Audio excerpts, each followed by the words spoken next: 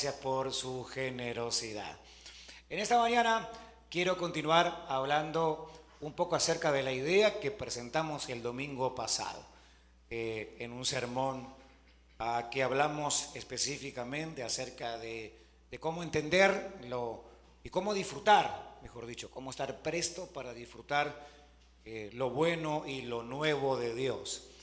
Me parece a mí que sobre todo los que tenemos algún tiempo en el Evangelio, me parece a mí, y solo es una suposición personal, que nos acostumbramos. Vamos perdiendo el brillo por la costumbre que vamos teniendo. Me recuerdo un pasaje en particular, o una historia en particular muy curiosa, que es justamente hablando de Moisés, un tremendo líder, libertador de Israel, un personaje de los primeritos impactantes que aparecen en la historia de la Biblia. Pero también me parece curioso que alguna vez él vio la gloria de Dios, experimentó la gracia, lo nuevo de Dios, al punto de que la Biblia dice que él tuvo una especie de cirugía plástica de inmediato. Y realmente lo he envidiado por cualquier hombre o mujer que quiera recomponer su cara. Dice que la cara de Moisés le brillaba.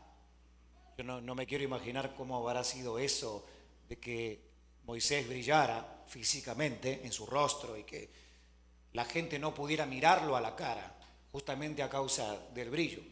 Pero también curiosamente la Biblia dice que el tiempo fue pasando y él todavía seguía con el cubierto su rostro, con lo que había usado para taparse su cara, pero que el brillo de su rostro se le iba opacando. El único que sabía que eso iba pasando era él. Los demás no sabían lo que pasaba porque obviamente él seguía con su cara tapada.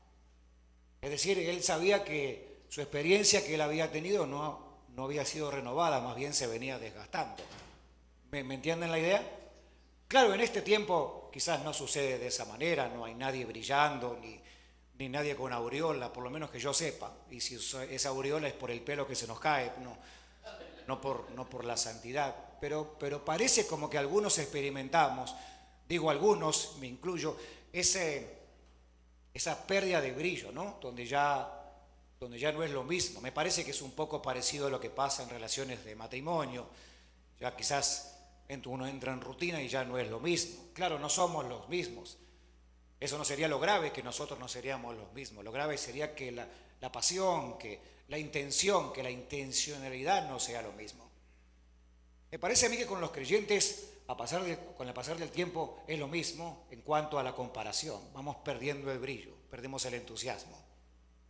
A la cuenta de 3, dime rápido en qué año te convertiste o cuántos años hace que te convertiste. Es más, contéstame, ¿eres convertido? Empecemos por ahí para asegurarme que estoy hablando con la gente correcta. Luego contéstame los años. ¿Cuántos años? El que hizo, ¿qué significa? ¿Mucho? ¿Poquito? ¿Que se está desinflando? ¿Qué es exacto? ¿Cuál es la señal? Si no nos damos cuenta, ponme atención, uno va perdiendo el brillo, porque uno se queda con el recuerdo de la experiencia. Se queda con el recuerdo de cuando el Señor lo encontró, de cuando uno se bautizó, de cuando uno pasó esos momentos tan agradables, formando parte de una comunidad de fe, donde todo era novedoso, donde queríamos probar todo porque queríamos degustar todo lo que el Señor tenía para nosotros. ¿Te pasó eso? Me recuerda mucho a mi mamá. Mi mamá fue la primera de casa que llegó a la fe. Y mi mamá, cada reunión que había y cada llamado al altar, con los que somos de iglesia entendemos eso, llamaban a la gente adelante para orar por cualquier necesidad. Nuestra iglesia, donde nos convertimos, mi madre, yo y mi familia, es una iglesia quizás de un tamaño similar a este. Una iglesia de barrio, como digo yo. Así que era casi obvio quién pasaba a la oración o quién no, ¿verdad? Era una cosa que no se podía evitar. Mi mamá pasaba cada domingo. Y el pastor cada domingo hacía el llamado a la salvación, ¿verdad? Y decía, los hermanos que no han recibido a Cristo, lo que hacemos los pastores en definitiva. Y mi mamá pasaba cada domingo. Así que mi pobre vieja recibió a Cristo como 20 veces, ¿no? Hasta que los líderes de la iglesia se acercaron a ella y le dijeron, mire Esther, eso no funciona así, esto es así de esta otra manera. Ahora usted lo que va a tener que es crecer en su vida de fe, pero no es un asunto de cada vez, ok, perfecto, recibió la explicación y entendió cómo venía la cosa. Ahora la pregunta, mamá, ¿por qué haces eso? Bueno, obviamente la respuesta era una cosa inmediata, estaba en su primer amor, como decimos, ¿no? Estaba en la pasión de querer todo de Dios, todo lo de Dios. No importara si lo entendiera o no lo entendiera, quería todo de Dios. Yo cada vez que hablo de este tema me nace un anhelo por volver a ese tiempo de la inocencia donde uno era un niño en la presencia de Dios. Y un niño lo único que hace es dejarse guiar por su papá. Un niño no pone límites, no pone definiciones, no pone excusas, simplemente avanza en eso. La iglesia de Corintio, que es el texto base de toda esta enseñanza, lo he repetido en cada domingo y lo voy a intentar hacer en cada vez sin aburrirte, es este pasaje que está en pantalla, o por lo menos está la cita, 2 de Corintios capítulo 5, verso 17. ¿Te lo sabes de memoria? ¿Te lo sabes de memoria? Y aunque no tengas memoria, haz un esfuerzo y hoy te lo vas a acordar. Porque las cosas viejas pasaron. He aquí. Y uno cree que este pasaje es un pasaje como estos en cuanto a recibir a Cristo, al bautismo y a las primeras experiencias en la iglesia cristiana. La iglesia de Corinto era una iglesia capacitada con dones del Espíritu, era una iglesia joven, era una iglesia que iba siendo impulsada por la obra del Espíritu Santo, insisto, a través de los dones, pero de repente quizás también era una iglesia que se había quedado en parte en el antiguo pensamiento, en la vieja forma de pensar.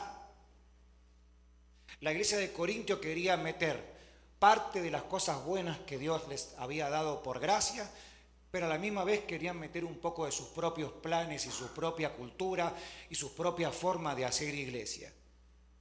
No sé si has entendido para dónde es que voy, porque a la verdad así es como quizás nos comportamos equivocadamente. Somos inocentes, lo hacemos de manera torpe, pero no permitimos que el Dios de cosas nuevas nos sorprenda cada mañana con esas cosas nuevas. Queremos hacer una mezcla de lo pasado, de lo que ya conocemos, de lo seguro.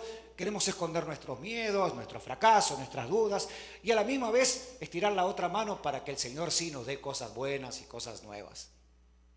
El domingo pasado dije algo interesante, creo yo, por lo menos me hizo muy bien a mí decírtelo, que Dios es un Dios de misericordias nuevas, pero no el lunes a la mañana nada más, sino ¿cuántos días?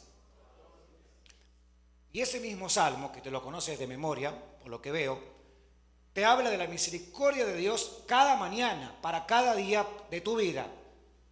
Es un día que comienza con misericordia, pero termina ¿cómo?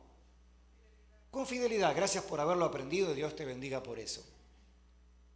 No solamente la misericordia de Dios es nueva, novedosa para mí mañana, sino que también por la noche, cuando el día termina, antes de prepararme para estrenar la otra misericordia, Dios corona ese día con su fidelidad. ¿Me expliqué? ¿A cuántos les gusta estrenar? A nadie, ahora son todos humildes, nadie compra, nadie hace. Estás estrenando algo nuevo de Dios en esta mañana sin que te hayas dado cuenta. ¿Sabes qué es? Sus misericordias. Y si ninguna cosa extravagante te pasa durante el día, cuando te vayas a acostar y estés listo para dormir, el Señor coronará tu día con su fidelidad. Díganme si no tenemos a un Dios de cosas nuevas todo el tiempo. A pesar de que a veces en la mezcla de querer nuestros propios planes y entender las cosas nuevas de Dios, siempre existe esa dicotomía, ¿no? Esa lucha entre esa dificultad que tenemos, que no sabemos exactamente dónde encajar el pensamiento que tenemos en ese mismo momento. Hay un pasaje, voy a comenzar puntualmente con esto en la Biblia, Proverbios. No podía dejar de hablar de Proverbios. ¿Quién más podría presentarnos cosas con tanta sabiduría si no los proverbistas? Proverbios 16, capítulo 16, versículo 1 al 4. Proverbios, capítulo 16, versículo 1 al 4. Me gustaría que veamos la otra versión, si es posible, los chicos de pantalla. Esa versión la voy a usar en un momento más. Por lo menos la mía en este momento, hay otra versión me parece. ¿La tenemos? ¿Leemos juntos? ¿Leemos juntos? Digo, los que saben leer, ¿podemos leer juntos? Vamos. El ser humano hace... Dijimos que íbamos a leer juntos, ¿qué pasó? Proverbios 16, ¿lo tenemos?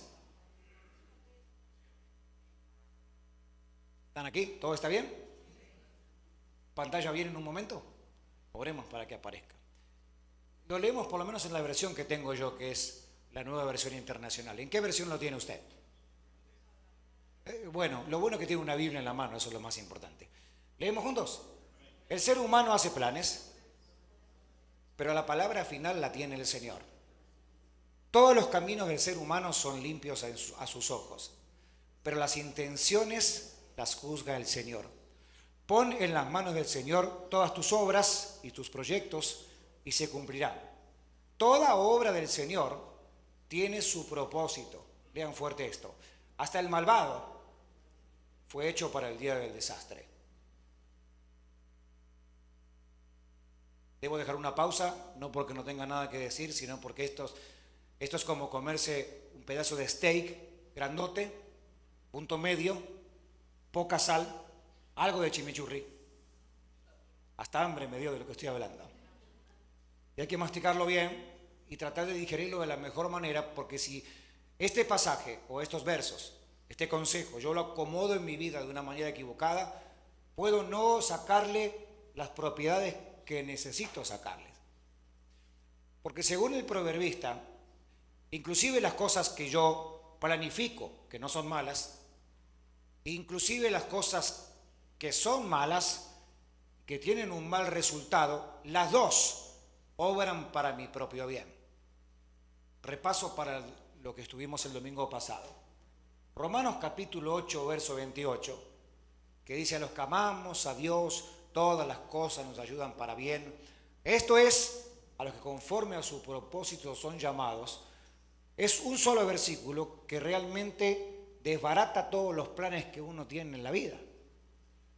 Porque ese pasaje es tan profundo que te está intentando explicar, y a ti y a mí, que el Dios que tenemos es soberano, está en el trono, que ni siquiera los planes equivocados que nosotros tenemos, sumado a eso, los planes malvados que los malvados tienen, porque justamente para eso fueron creados, ninguna de las dos cosas va a desenfocar el plan y el propósito que Dios tiene para ustedes, los elegidos. Es un poco raro de pensar, porque podría yo decir a simple vista que si el ser humano hace planes, pero de todas maneras el Señor termina reinando sobre eso, entonces mejor no hago ningún plan y solamente dependo de la voluntad de Dios, y que, como decimos vulgarmente, que sea lo que Dios quiera y que se mate otro. Un polo del asunto. No es bueno, ninguna cosas al extremo son buenas. El otro extremo sería, bueno, yo voy a hacer todo, voy a ser mi propio Dios, voy a controlar mi propia agenda, voy a hacer mis propios planes. De todas maneras, Dios va a hacer lo que quiera, me los va a desarmar y los va a poner de forma correcta. O simplemente voy a planificar lo que yo quiera, igual Dios va a estar obligado a darme la bendición. Hay un error muy grande, muy grande, y me detengo por un segundo aquí, me parece importante enseñártelo. Es el hecho de nosotros encerrarnos tercamente en nuestros planes e ir ya con nuestros planes definidos. ¿Hay alguien aquí que planifica, que es bueno para eso, que puede escribir, que tiene su agenda, un papelito? Levanten la mano, por favor. Nadie, ya sabía, perfecto, por eso este mensaje es para ustedes. Los que planifican y son tan tercos en los planes, perdónenme la expresión, son cabeza dura. ¿Alguien entiende esa expresión? ¿No le entiende? Hágase así y se va a dar cuenta de lo que le digo.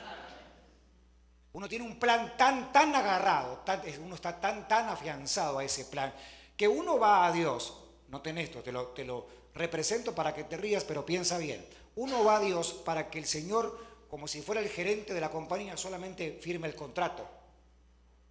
De un plan unilateral, de un plan que yo mismo hice, de una idea que yo mismo tengo. Nunca lo consulté, nunca se lo pregunté, nunca pedí su aprobación, su bendición, Nunca pedí la luz sobre lo que estoy planificando, simplemente lo planifico. Ahora, a lo bravo, me paro delante de Dios y le digo, Señor, ahora bendice mi idea. Imaginen, ¿cuántos papás tengo acá? ¿Y abuelos cuántos tengo? Imagínense ustedes, papás o abuelos, caso de abuelos sus nietos, caso de papás sus hijos, van con un plan vacacional. Uy, uy, uy. Y de repente llegan con toda la información y todos los precios. Y tu tarjeta de crédito en la mano. Que lo de plan sería lo de menos, el problema es la pagada, ¿no? Y decimos, bueno, perfecto, ya decidimos, invitamos a todos los amigos de la escuela, somos como 20. Queremos ir todos a un lugar, queremos tomar un crucero, queremos ir al Hawái, queremos hacer una gira por Europa. Somos 20, papá, mamá solamente, o querido abuelo o abuela, abuelito, abuelita, solamente firma acá el documento y pasa la tarjeta porque ya tomamos el plan y ya lo decidimos. ¿Cómo se pondría usted? No se me haga el santo ahora, por favor. Mínimamente usted hubiera dicho, por lo menos me hubieras preguntado para que planifiquemos juntos, yo por lo menos ser parte de la gran idea que hay dentro de tu cabecita. ¿No te parece que Dios pensaría lo mismo si acaso? Está perfecto que hagas planes y que tengas tus proyectos, pero ¿qué tal si me invitas y me haces parte? Pero no que me haces parte solamente al final de la historia para darle la firma al documento. ¿Por qué no me haces parte de la parte de la creatividad, de pensar juntos? Señor, ¿qué quieres para mí? ¿Qué te gustaría que hagamos juntos? ¿Cómo puedo ser socio con el Espíritu Santo para hacer cosas?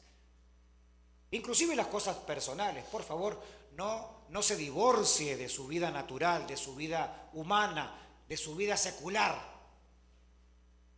Usted no es santo solamente cuando viene a la iglesia. Se supone que somos creyentes integrales todo el día, todo el tiempo, en cada lugar. Dios es el Dios del domingo a la mañana, pero también es el Dios de tu trabajo, de tu familia, de tu hogar, de tus viajes, de tu proyecto, de tu casa, de tus planes personales, de tus vacaciones. Dios es un Dios que está sentado en el trono y es soberano.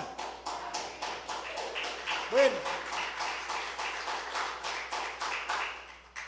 porque de lo contrario seguimos peleando entre mis planes y los de Dios.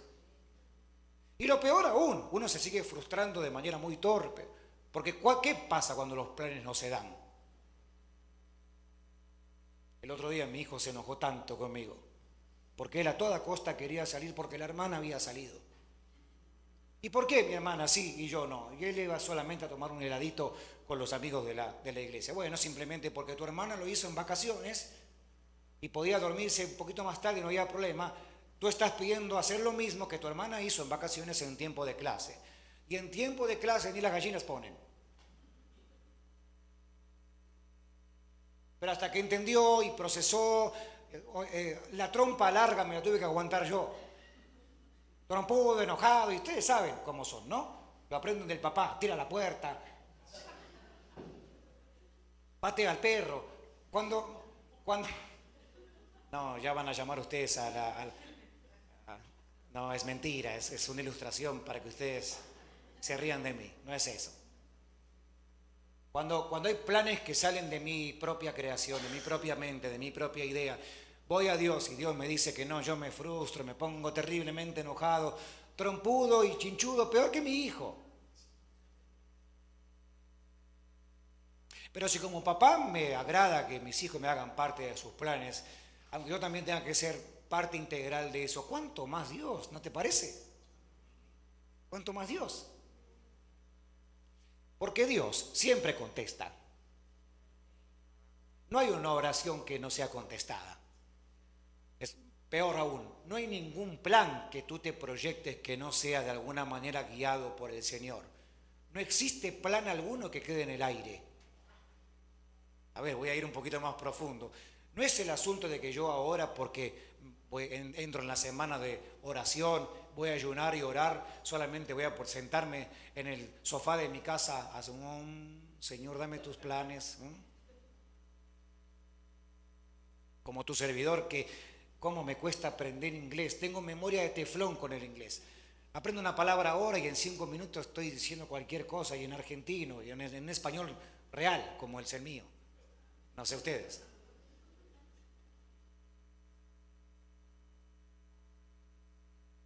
Así pasa con Dios. No es que yo voy a poner mi mente en blanco para que venga el plan y de repente yo tengo una visión de una vaca volando y que entonces que venga el ángel y me diga. Eso no va a suceder, hermanos, eso no sucede. Cuando yo empecé en los caminos del Señor, la parte espiritual te buscaba novia o novio en su defecto. Te decían, los profetas te decían de quién había que enamorarse. Imagínense a la que le tocaba un feito. Y el evangelio mío de mi niñez, de mi preadolescencia, era ese. Era un evangelio de adivinación. Y los más muchachos como yo no porque era guapo, no tenía problema. Uno tenía miedo de equivocarse, uno tenía miedo de no hacer la voluntad de Dios. Me decía, Señor, ¿cuál es tu voluntad? ¿Y ustedes creen que Dios se va a encargar de decirte con quién casarte o de quién enamorarte? No me van a decir que ustedes también creen en lo mismo. Perdón la desilusión. Te voy a decir por qué eso no sucede. Porque ese paquete te lo vas a tener que aguantar tú.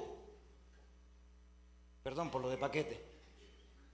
Lo que intento decir es que ese regalito es de tu absoluta responsabilidad. Algunos hacen la mochila, no quise entrar en tanto detalle. ¿Me expliqué? Hermanas, miren a sus maridos por 30 segundos nada más. Ahora mírenme a mí. Tengo una palabra profética para decirles en esta mañana, de parte del Señor. Fue su elección. Fue su elección. ¿Por qué? Porque en eso Dios no se mete. ¿Cuáles son tus planes personales? ¿Vivir en una casa en una montaña? No vas a orar para preguntarle a Dios si quiere que construyas o tengas una casa en una montaña. Lo que vas a tener que trabajar bien duro para pagar el mortgage, eso sí. Pero preguntarle a Dios si es su voluntad, no entra en la lista de las cosas que uno tiene que pedirle a Dios si son sus planes o no. ¿Me explico? No puedo decirle a Dios, Señor, ¿es tu voluntad que yo ame a mi enemigo? ¿Es tu voluntad que yo ame a mi suegra? Yo lucho con eso, ¿ven? Oro cada día, Señor, ¿será que sí? La miro a la hija y me entusiasma, pero digo, sí, Señor, la tengo que amar, no me queda otra.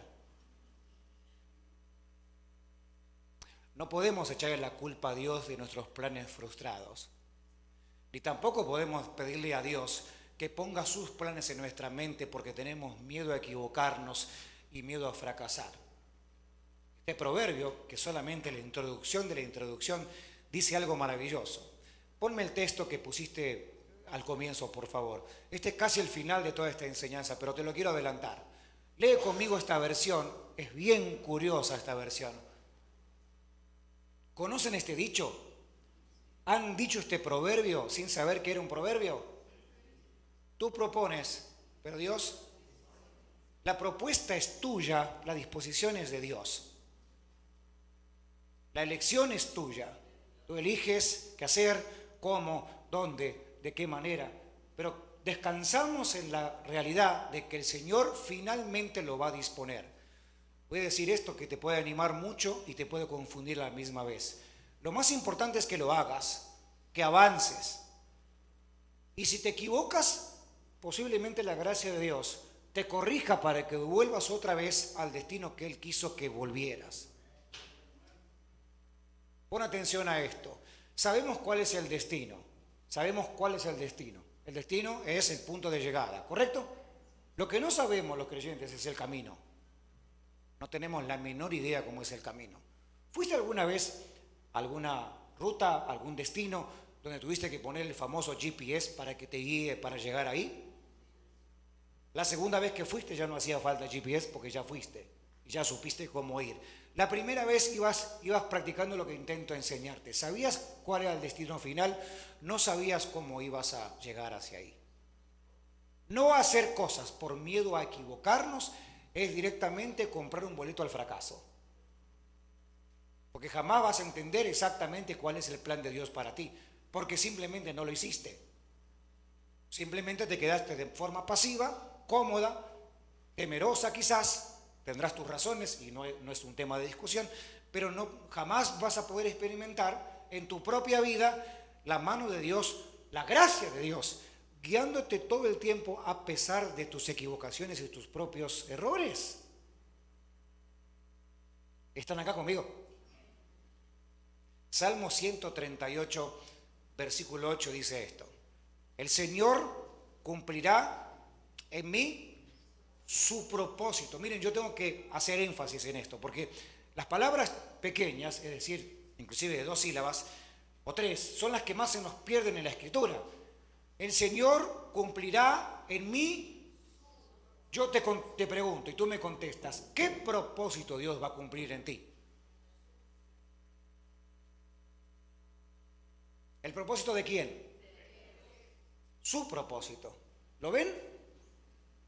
Es el propósito de Él el que se va a cumplir en mí. No me tengo que preocupar tanto por tener un plan perfecto, editado y preparado para hacer mientras yo estoy viviendo aquí esta vida en la tierra. La verdad, mis queridos hermanos en la fe, nuestra vida aún de fe es prueba y error. Es prueba y error. ¿Cómo sé que Dios me habla y que me está guiando algo? Pruébalo. Simplemente hazlo. Tengo para enseñarte otra cosa más, bien poderosa si lo entiendes junto conmigo. A pesar de que ese algo que hiciste fue equivocado y fue un error, o para ti fue un fracaso, también será algo que Dios va a usar para terminar contigo en el plan que Él tenía inicialmente para ti. ¿Se entiende eso? Eso es bien difícil de digerir. Porque alguien puede pensar, bueno, entonces ahora tengo VIP, tengo carta Gold para equivocarme y hacer todo lo que tenga que hacer. Bueno, si te anima a escucharlo de mí, sí, puedes probar y equivocarte y volver a empezar cuantas veces quieras. Ponme atención, ¿me estás mirando? Míreme a mí, con cara de asustado. ¿Puede mirarme usted con cara de asustado? Venía Pedro caminando en el agua, porque Jesús lo había llamado a caminar en el agua. ¿Se acuerdan de la escena? Viene él. Es un fantasma. No, sí, todos muertos de miedo. No, debe ser Jesús. Pedro, el que tiene mamá argentina y papá mexicano, dijo, ¿quién es? ¿Quién no es? ¿Quién no es? Señor, si eres tú, manda que yo vaya. ¿Hizo bien Pedro en bajar de la barca y caminar? Vamos, muchachos, contéstenme. ¿Sí o no? ¿Y por qué se hundió? ¿Pero lo intentó? ¿Hizo bien en intentarlo? Pero se hundió. Yo para hundirme mejor no me bajo. Para pasar vergüenza mejor no lo intento. Si me bajo y encima me hundo y encima todo el mundo ahora me va a criticar y encima quedo en la Biblia para que todo el mundo lo lea de que yo, está loco. Antes muerto que sencillo. Escúcheme, soy argentino y eso no puede. Uno siempre tiene su ego bien guardado. Pedro se animó, pasó el ridículo, hizo lo que ninguno de los otros sábelo todo hicieron. Sin embargo, intentó. No preguntó mucho si era el plan de Dios o no era el plan de Dios, si era su voluntad o no era su voluntad. Jesús habló y él se tiró al agua y caminó. A veces lo que más tenemos que tratar de volver a escuchar inocentemente como un niño o un padre es esa voz dulce que nos dice, ven, camina. Pero ¿y si nos hundimos? Y bueno, posiblemente sí. Pero si intento esto y me sale mal, bueno, posiblemente te va a salir mal. Y si me caso y me sale media loca, y bueno, bienvenido al matrimonio.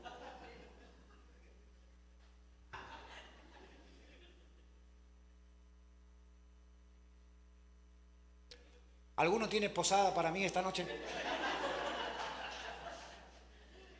Sí.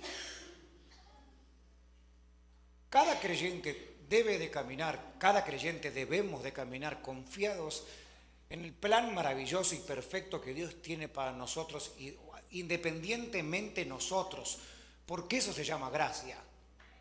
Independientemente nosotros. Sí, dos aplaudieron. Está bien, eso sí.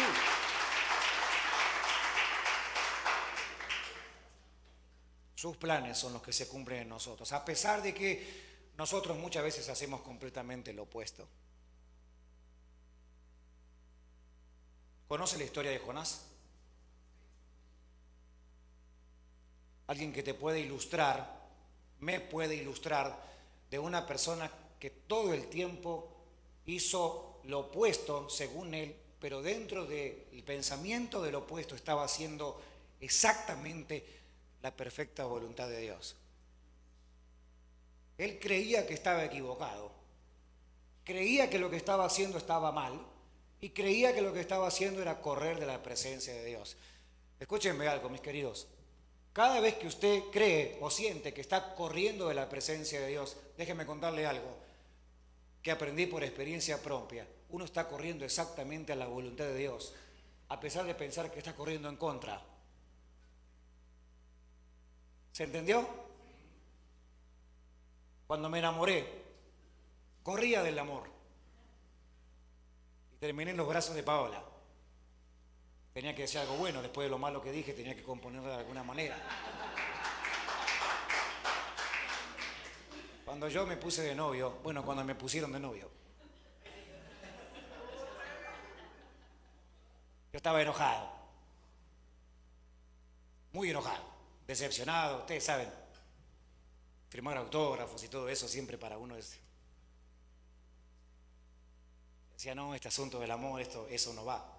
Eso no es para mí, eso no puede funcionar. Y de repente, charán, apareció alguien que, y no es broma lo que les digo, que realmente yo estaba así, que yo no quiero saber nada, de esto no quiero saber nada, el compromiso no es para mí, yo prefiero servir a Dios de misionero en el África. Hasta que de repente conocí a que es mi esposa hoy. Uno piensa que corre en contra, pero corre a favor. Uno piensa que corre en contra, pero corre a favor. Voy a terminar con esto. Los chicos de la música, vengan para aquí. Porque hoy tengo que orar, tenemos que orar. No me haga lo de mi mamá, por favor, la oración, ¿ok? Pero hoy tenemos que orar. Jonás capítulo 1. Libro de Jonás capítulo 1. Los chicos de la música vengan para acá y hagan más ruido que los vecinos.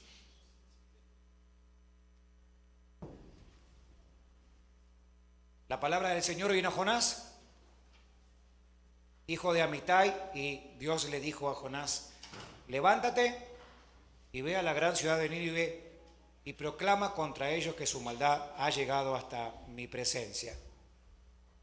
Pero Jonás huyó del Señor y se dirigió a Tarsis, bajó a Jope, donde encontró un barco que zarpaba rumbo a Tarsis, pagó su pasaje y se embarcó con los que iban a esa ciudad. Así, huyendo del Señor. Pero el Señor lanzó sobre el mar fuerte un viento y se desencadenó una tormenta tan violenta que el barco amenazaba con hacerse pedazos. Todos los marineros tenían miedo y cada uno clamaba a su Dios. Arrojaron el cargamento para aligerar el barco. Jonás, en cambio, estaba abajo en el fondo de la nave, listo y preparado para acostarse y dormir profundamente. Cuando yo digo que a veces en nuestros planes intencionalmente los hacemos para correr en contra de la voluntad de Dios,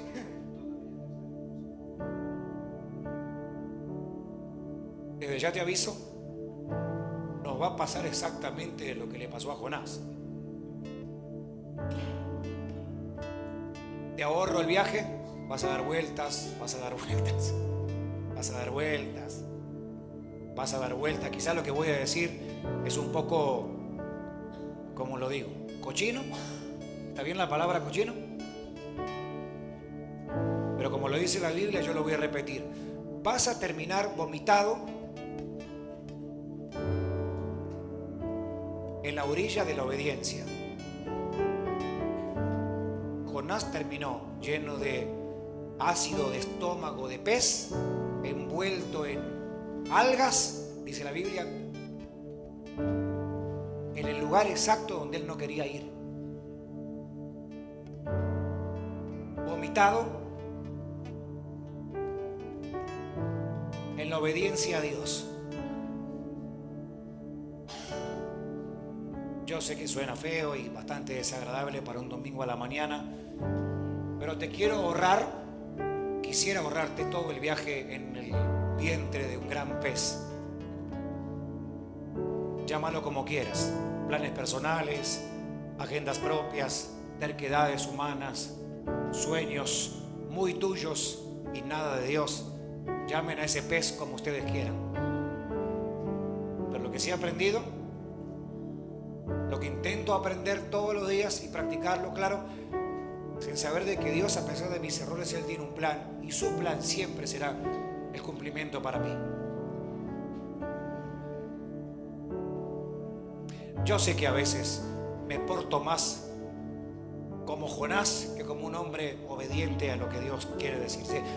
Sinceramente, sé que muchas veces soy muy parecido a Jonás. Me escondo, me voy, me tapo, me hago el tonto, me hago el sordo. Pero el Espíritu Santo te habla de una manera tan dulce que te quebranta hasta el último de tus huesos. Ponte en pie conmigo, si sos tan amable.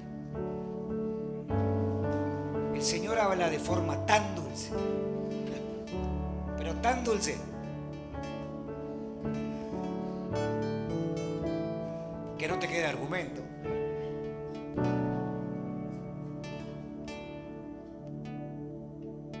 Jonás tenía un plan, Dios otro.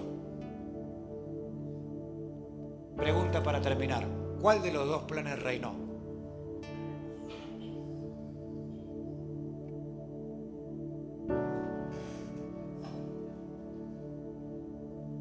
Ojalá te anime a dejar de luchar. Ojalá esta reflexión te anime, me anime a dejar de luchar con lo que Dios realmente quiere hacer con nosotros. Porque te cuento algo lindo. Dios es un Dios de cosas nuevas. Y ese plan original hoy es nuevo. Pero, pastor, Dios me lo dijo hace 20 años. Hoy es nuevo. Hoy te está diciendo lo mismo que te dijo hace 20 años. Pero, pastor, yo lo intenté y, ¿sabes? Ha sido más las veces que me hundí en el mar que las que caminé sobre él. Pero Dios sigue siendo el mismo que te prometió estar contigo todo el tiempo, aun que te hundas.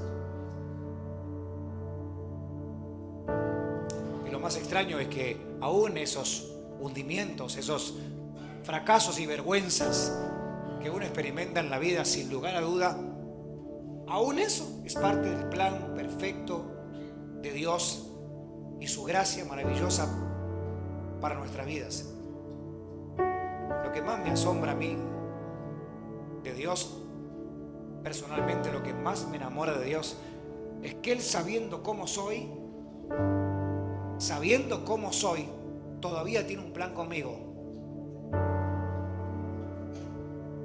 Si hubiera sido yo conmigo, a la tercera lo dejo. Ya no quiere, es demasiado cabeza dura, Darío, ¿para qué más?